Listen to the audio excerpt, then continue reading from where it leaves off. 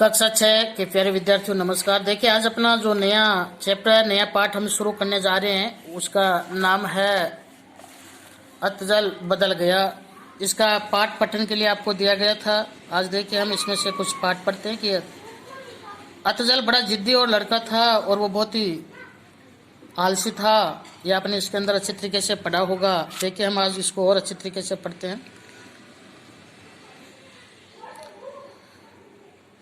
Israel के एक छोटे से शहर में एक अमीर आदमी रहता था। उसका नाम था कादिस। उसका इकलौता बेटा था अतजल, देखने में सुंदर और स्वभाव से आलसी। उसे सौरभ की कहानियाँ बहुत अच्छी लगती। वह हर एक से ऐसी कहानियाँ सुनाने का आग्रह किया करता था। वह हमेशा कहानियाँ और कल्पनाओं में खोया रहता था।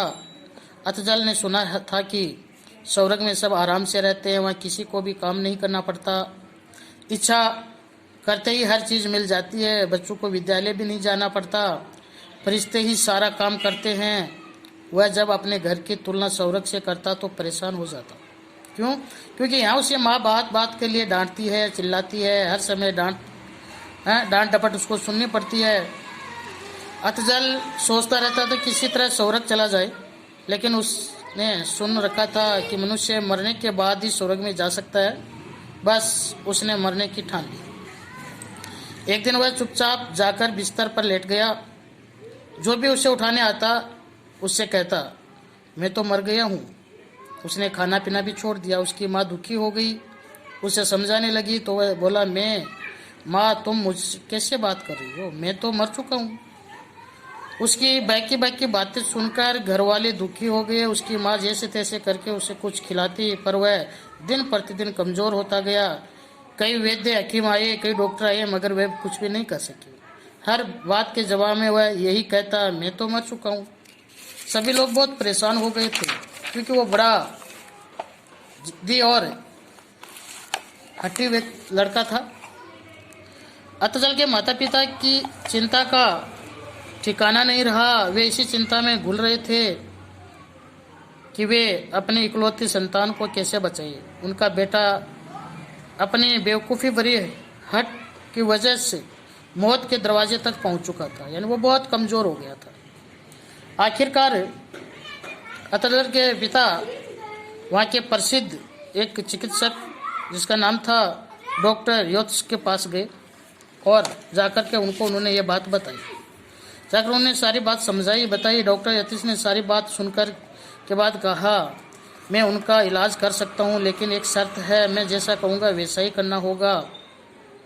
कादिस बात चारा ही नहीं था, इसलिए उसने डॉक्टर की बात को स्वीकार कर लिया था।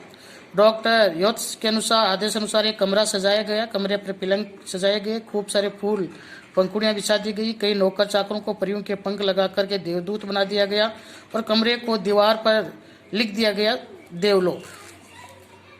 इसके बाद डॉक्टर योत्स कादिस के साथ अतजल के कमरे में गए और उन्हें वहाँ ये बच्चा तो मर चुका है, इसे दफनाते क्यों नहीं। डॉक्टर की बात सुन करके बच्चा बहुत खुश से मारे चहकने लगा। मैं तो कब से यही कह रहा हूँ, दफनाने की बात तो स्वर्ग जाता है आदमी। एक नकली अर्थी बनाई गई और उसे उस पर सुला करके शमशान की ओर ले चले। इसी बीच डॉक्टर ने उसे बेहोशी की दवा सूंघा दी। दवा सूंघते ही बालक यानी अतजल बेहोश हो गया था और उसे सजे हुए कमरे में लाकर सुला दिया गया। कुछ देर बाद उसकी आंख खुली तो वह चकित रह गया। उसने लगा कि वह मरने के बाद सचमुच स्वर्ग में आ गया। यहाँ उसके माँ बाप नजर नहीं आ रहे थे और न ही गली मोहल्ले के बच्चे थे, मित्र थे। कुछ देर बाद परी के पंख लगाए एक नौकर आया और उसने कहा, अतजल स्वर्ग में तुम्हारा स्वागत है, मैं एक फरिश्ता हूँ। अतजल ये सुनकर फूला नहीं समाया। उसने कहा, मुझे भूख लगी है। पलक झपकते हुए स्वादिष्ट व्यंजनों से भरा थाल ले आया। उसमें ढेर सारी मिठाइयाँ थी। उसने छक्कर यानी खूब पेट भर करके खाना खाया। पानी मांगा तो बादाम का शरबत हाजिर, शरबत पीकर वह सो गया।